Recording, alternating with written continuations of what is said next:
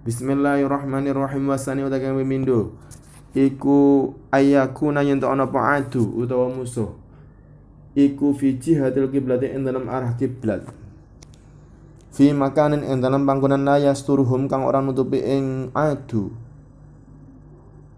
an ayunil muslimin sing pira-pira ningali pira-pira wong muslim apa syai'un suwiji-wiji wa fil musliminan iku tetep ing dalam pira-pira wong muslim kasron daya akeh tahtamilu kang kongang apa tafarruqahum misahaken ing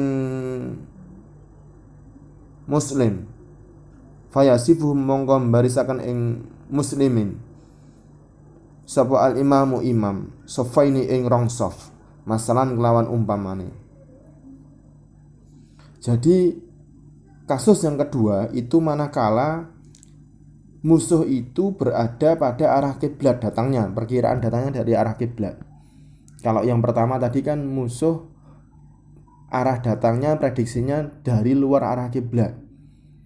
Nah, ini musuh dari arah kiblat. Sama seperti kasus yang pertama, muslimin ini manakala dipecah menjadi dua sof, yang sof ini manakala dipecah menjadi dua peleton yang nantinya akan menjadi dua sof, ini satu peletonnya bisa menangani musuh yang akan datang, yang diprediksi akan datang.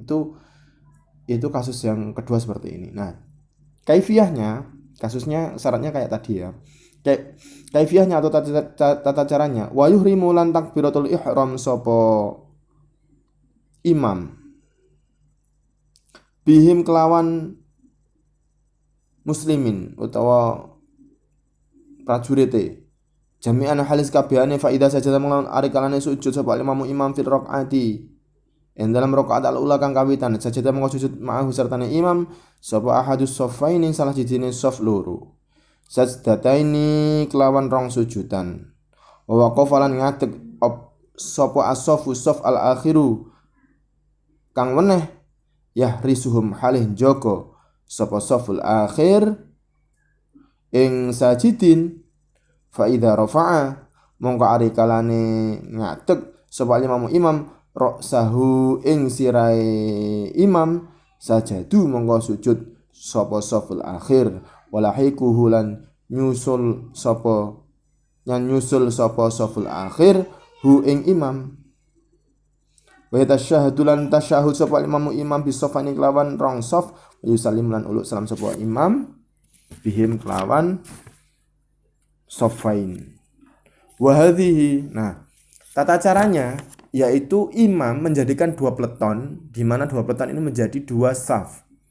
Takbiratul ihramnya bareng. Nah, kemudian Fatihahnya juga bareng. Nah, hanya saja ketika ruku dan sujud, ruku itu bergantian ya. Nah, hanya saja ketika sujud pada rakaat pertama misalkan, itu yang ikut itu salah satu peletonnya. Misalkan pada shaf yang pertama, imam sujud, shaf yang pertama atau peleton pertama ikut sujud. Nah, kemudian saat imam bangun dari sujud dan shaf yang pertama tadi juga bangun. Nah, imam ini nunggu rakaat yang kedua yang jaga-jaga tadi, shaf yang kedua yang jaga-jaga tadi selesai sujud dulu baru bangun, baru memulai Fatihah lagi. Nah, begitu juga pada rakaat yang kedua seperti itu. Nah, saat tasyahud, misalkan ini sholat subuh, saat tasyahud itu nunggu dulu imam. Jadi intinya takbiratul ihramnya bareng semua dua shaf. Terus salam dan tasyahudnya juga bareng sama dua shaf, bareng semua. Hanya saja saat rukuk dan sujud bergantian. Satu yang ada standby, satu yang ikut imam. Kalau yang satu ikut imam tadi selesai menunggu shaf yang kedua atau peleton yang kedua. Seperti itu gambarannya. Nah, Wa hadhihi utawi iki kaifiyah iku salatu Rasulillah sallallahu alaihi wasallam salatu Rasulullah sallallahu alaihi wasallam bi asfani kelawan tanah asfan wa hiya utawi tanah asfan iku qaryatun desa fi tariqil haji ing dalem dalane wong kang haji al Misri kang bangsa Mesir bainaha tetep ing dalem antarane asfan wa baina Makkah ing dalem antarane Makkah marhalatan utawi rong pondokan. Nah marhalah itu dulu zaman kekhalifahan, setiap pos penjagaan pertahanan negara itu adalah namanya marhalah, pondokannya tempat untuk berteduh bagi pengembara, kan dinamakan marhalah itu pondokan. Nah jaraknya itu standar antara satu marhalah satu dengan marhalah yang lain.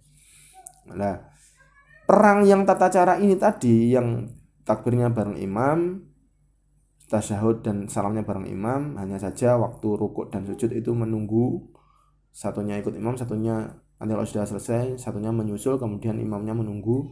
Nah itu kaifiyah saat Nabi Muhammad melaksanakannya di tanah Asfan, saat perang di tanah Asfan. Asfan itu tanah di antara Mesir hingga Makkah, yaitu jalurnya orang berhaji kalau dari Mesir.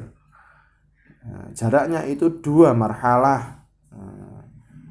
Jaraknya 2 marhalah, 2 pondokan. Sumiyat bidzalika li asfin asuyuli fiha. Dinamakan tanah Asfan karena sering banjir, mananya itu banjir.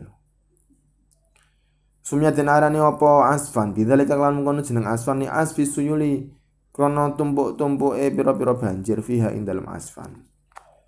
Wasalisu utawi kang kaping 3 iku ayakuna yen to ana apa nglakoni salat iku fi syiddatil khaufi ing dalem bangete wedi, wa tihamilan rukete perang. Wati hamil harbi lan rukete perang. Huwa utawi tihamil harbi iku kinayatun kinayah an syiddatil ikhtilati, saking bangete campur bainal qaumi ing dalem antarane kaum bi haitsu yaltasiku kelawan sekirane tetemu apa lahmu ba'dihim daginge sebagian kaum bibadin kelawan setengah. Fala yatamakkanuna mongko ora kongang sapa kaum min tarkil qitali, saking ninggal perang. Wala yaqdiruna lan ora kuwasa sapa kaum alan nuzul ing ngatasi temurun ing kana namun ana apa kaum iku rubanan pira-pira kang nunggang, wala alal inhirafin lan ora ing ngatasi buronan ing kana namun ana apa kaum iku musyatan pira kang lumaku. Fayusalli mongko salat sapa kulun saben-saben suci minal qaum saking kaum kaifa amkanahu halih kaya apa kongang amkanahu kongang tingkah ikul rajilan halil kang lumaku ay masyan tegese kang lumaku au raqiban utawa kang nunggang mustaqbil kiblati halih madhep kiblat wa ghairu mustaqbilin lan liyane wong kang madhep kiblat laha maring